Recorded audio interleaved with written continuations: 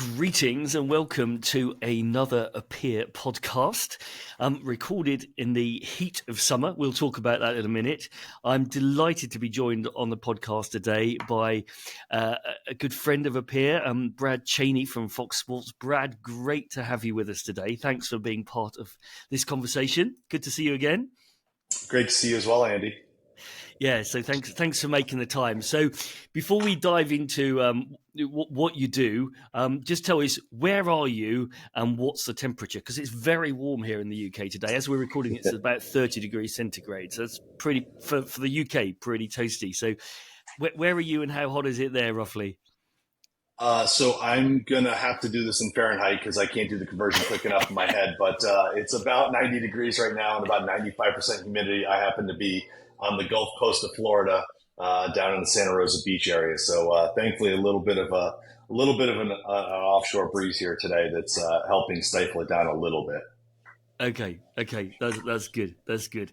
Well, great to have you here. So before we dive in to the meat here, a couple of the fundamental questions of life that I always like to ask everyone at the head of the session. So first of all, the big question: tea or coffee? I happen to be a tea person. I can never figure out the consistency of coffee. I know I'm an American with tea as the main set, but I've never been able to find consistency in coffee, especially going back to my mobile unit truck days where it was, there wasn't as many Starbucks and Dunkin' Donuts sitting around as there are today. So that consistency was really tough for me. So I've become a tea person. I'm an iced tea person. Wow. Okay. That's good to hear. It's always good to get more on the tea camp, especially from the stateside. And secondly, favorite ice cream? Chocolate. Without a doubt, I'm a chocolate person. So that's always my favorite. From that side, I will eat anyone's chocolate ice cream from that bit. But I definitely prefer finding the people that have kind of the offbeat stuff, like, as much as I love Hershey's and Ben and Jerry's and Haagen-Dazs and those people, finding good local ice cream is pretty amazing. Wow, very, very, very good. We've actually got a farm 2 doors from where I live, just over here, and they actually make ice cream from the milk from the farm. So we have very nice local ice cream here. Anyway, enough of ice cream. Let's talk sports production and dive in. So could you give us like a 3 or 4 minute pen portrait of what Fox Sports does, what's the remit, the scope, and what's your role within that? That would be great, just to if you could paint a picture for us. Perfect. Well, look, Fox Sports is about the fall, and the fall means football. And so, this is our 31st season of the NFL on Fox, and well over, getting towards our 20th season of college football on Fox, which also leads us into a really great side of the world, which is Major League Baseball on Fox. So really, we're ramping up right now to head towards the fall, with college football leading off in the last week of August. The NFL starting just after Labor Day here in the U.S., and then heading into October where the baseball postseason joins us. So a lot that happens in the fall leads us right into, especially into November, into more college sports with college basketball. So we're the number 2 college basketball producer in the United States. From that side, a very large distance behind ESPN. I'm not going to lie to you about that one. I think they beat us 10-1 overall. And then as you get past that next set, it jumps us right into NASCAR and auto racing, and we just picked up the Indy League as well. We spend a lot of the year doing horse racing, with over 1,500 hours of horse racing a year from that piece. So there's a lot of that stuff, Bassmasters and a number of other sports in MLS from that side. So a pretty diverse portfolio across our cable channels, and then we also happen to be the managing partner inside of the Big Ten's college network here in the U.S. Wow. Okay, that's an impressive resume of capability. Very, very good. So, in terms of the tech and the way you do production, I'm aware that there's kind of quite a lot of change in the industry, from everything from conventional SDI infrastructure to 2110, but also whether everything is produced on site, on location, or whether there's remedies involved, etc. Can you give us kind of a breakdown of roughly how you approach the technology of sport that you do? Sure. So we produce well over 1,500 events a year, and that's not including some of the horse racing and things like that are just even higher numbers that quite honestly don't count into some of the stuff that we manage directly. We manage over 1,500 events a year, and as part of that process, We looked at this well back in the late 2010s, before the pandemic, quite honestly, and had started building out our what we call HRP infrastructure, REMI for a lot of people, at home for many others, where we're taking cameras and audio and bringing them back, and we've got kind of a multitude of ways of doing it, and we've kind of termed it production anywhere.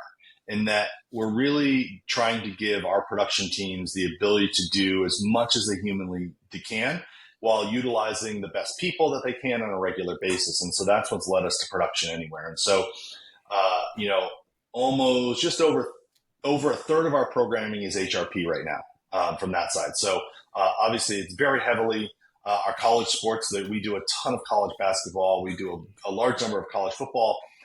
Both of those are very, very heavily leaning on the HRP side, and quite honestly has given us a lot of consistency in our production and a lot of growth in the production quality of those shows, because we've gotten the same people working the same shows. And so one of the benefits is, and I'll explain in a college basketball sense, that we might do 6 or 8 home games for a basketball team, and then they go on the road for 4 games, and we'll capture 10 of their 20 games a season or so, the regular season. Well, if I can have the same replay team and the same graphics team working on the home games as I can working when they're on the away game too, that breeds consistency. They know the players, they know what's happening, they know the storyline already. And so there's a lot of benefit to the production that comes out of that capability of having that ability to do these productions, at home with consistent people. And because people is key. People in our business is absolutely vital to how we operate and how we produce. And so that's the way we've looked at it from that aspect. And then, we've also taken that other piece to the next step, which is we have a very large operation, which is termed the Vault in Los Angeles. And so the Vault is a room of operator pods that connects into a lot of our remotes. And so when you look at the NFL and you look at college football and you look at Major League Baseball, there are a lot of people that operate from our LA network center into our broadcasts that are truck-based, on the road, producers and directors and big giant mobile units doing those shows. And that eclipses everything from the World Series every season, the NFC Championship game, the Big Ten Championship game, the Mountain West Champion. Like, you go down the line and HRP or Production Anywhere touches every one of our programs that we do from that side. And so that's what we've believed in. And Production Anywhere came during the pandemic, as we had to figure out a way to produce NASCAR with about a quarter of the people on site as we would normally have, and has continued along as we've left the pandemic and moved on. That process has continued and actually expanded, quite honestly. And so we've taken those two things and we slowly kind of build them up year by year.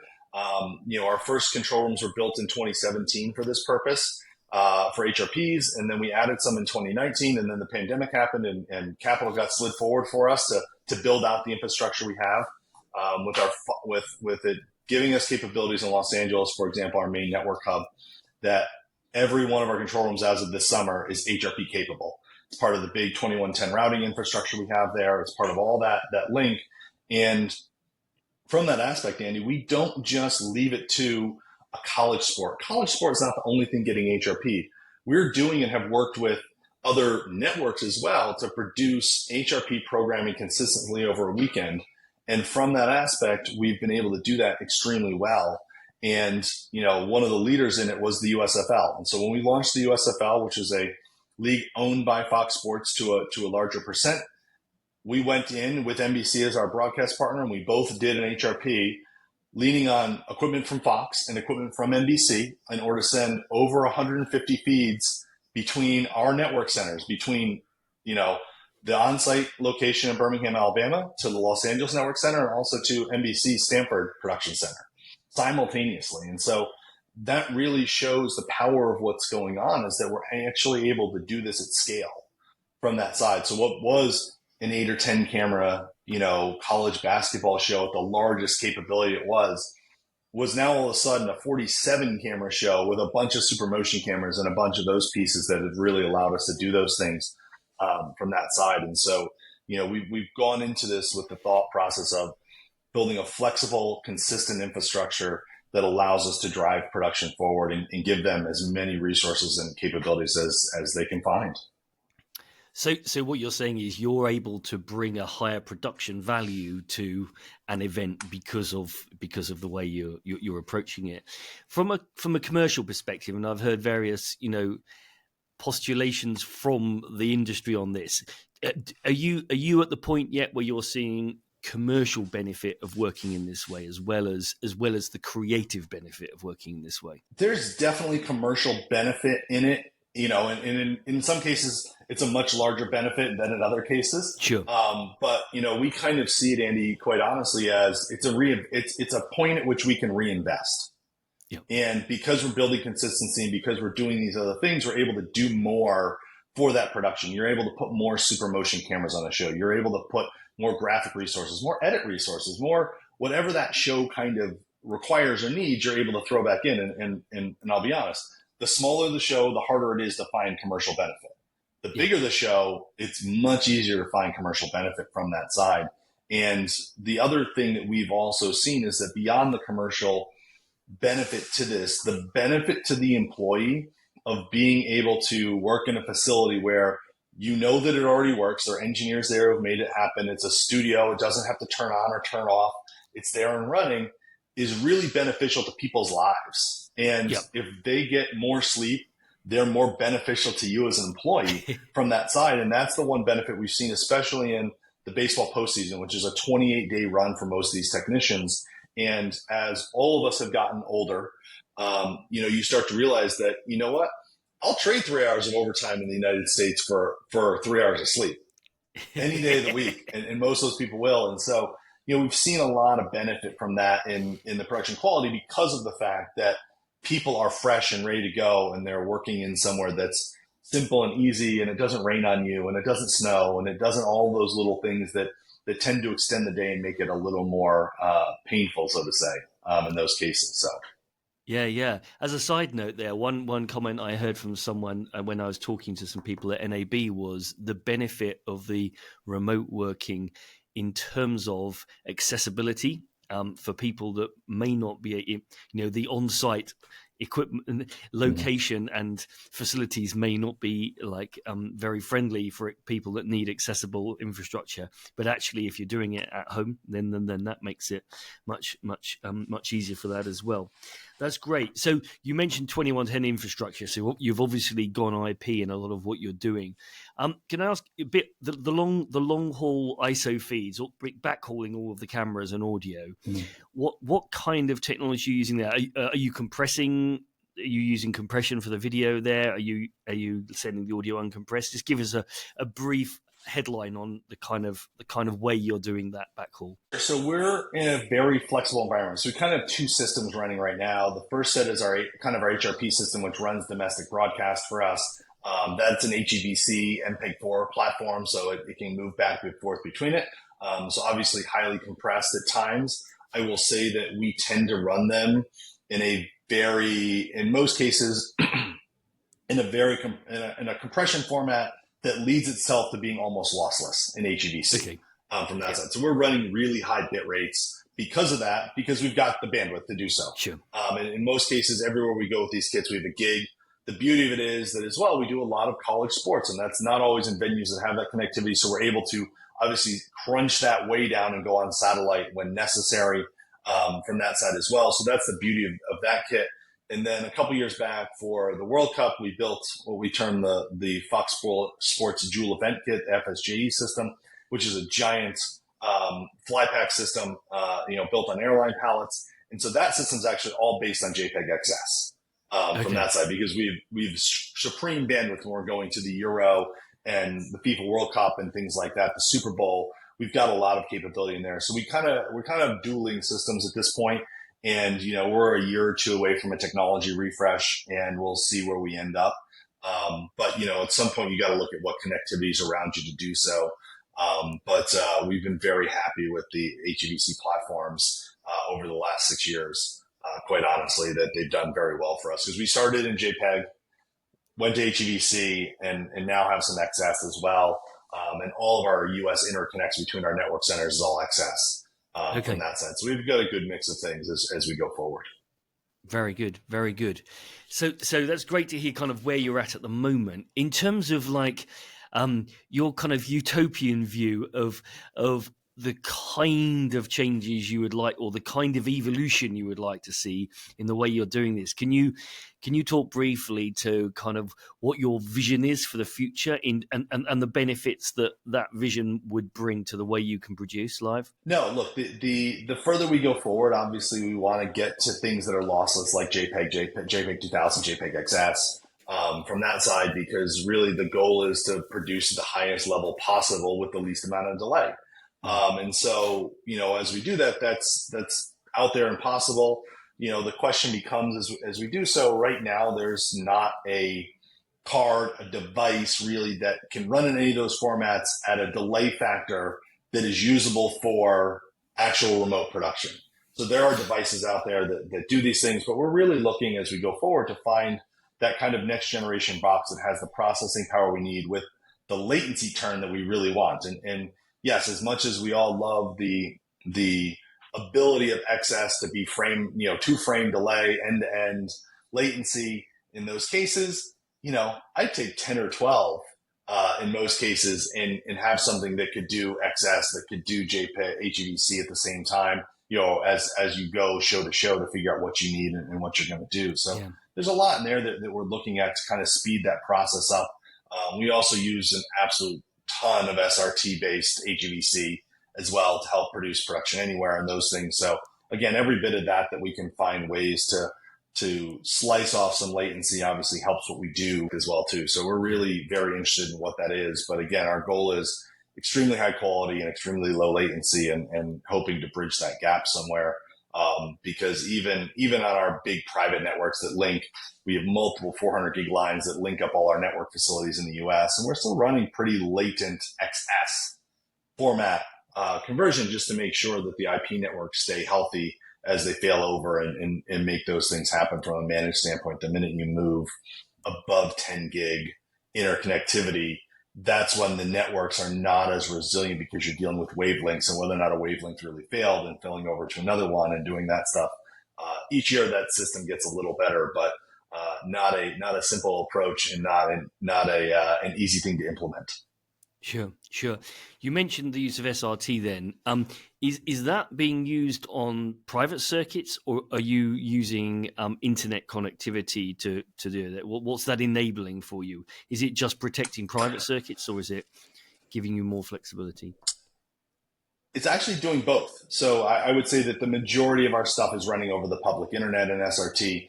There's probably 20 to 25%. It could be higher on a certain day or weekend that runs on a private network. From that side, but really we find that, over the public internet, SRT has been extremely phenomenal and flexible for us since back in the mid 2018 range. From that side, and we've grown with that. And that actually is what powers most of our home workers and the vault people and that stuff who are running remote machines. That's their multi-viewers. It's all those items for them. As they operate. So that's really where that lives for us. From that side, it also powers a lot of our, remote production teams, remote announcers, all those kind of people too, when we need to do those things. Although the remote announcing has started to fall off over the years as the venues have opened up and allowed them back into the arenas. So, which is great. Okay. And in terms of your vision for the future for the whole production ecosystem, with your Produce Anywhere kind of vibe, do you see that HRP ramping up further? Do you think there's going to be more of that, or are you going to reach kind of a balance of on-site and remote production that's going to be a stable equilibrium? No, I think that we're going to continue to see it expand over time as we do so. I think that we look at the U.S. as a much different production environment, than Europe and Asia and some of those other places in what they do from that side. But I see a lot of benefit in the things that we learned from the team at Fox Sports Australia as they built up the Andrews Hub with NEP back, almost 10 years ago now, that we see a lot of parallel benefits in that. And again, it comes down to, this is an industry that during the pandemic lost 20 to 30% of their workforce, never came back. From that side. And so it's finding those people and driving it in. Well, that just means that the people that are around, we've got to get more utilization out of. And you do that by keeping them off of airplanes and you keeping them from driving to work and things of that nature. So there's a lot there that we see as consistent growth. I don't see it being something that's going to overnight triple, quadruple necessarily, but we've seen consistent growth year over year in these things as we start to do that, because quite honestly, we're getting better employees and better work and giving them better conditions to work in. That's great. That's great. Wonderful. Hey, Brad, thanks for your time to chat today. Really appreciate that. It's been great to get a little bit of insight into what you're doing. Look forward to catching up with you at some point when we next bump into each other. Would be great. And Yes. yeah, have a good rest of your day, and we'll talk again soon. Thank you very much. Thanks so much, Andy, for having me.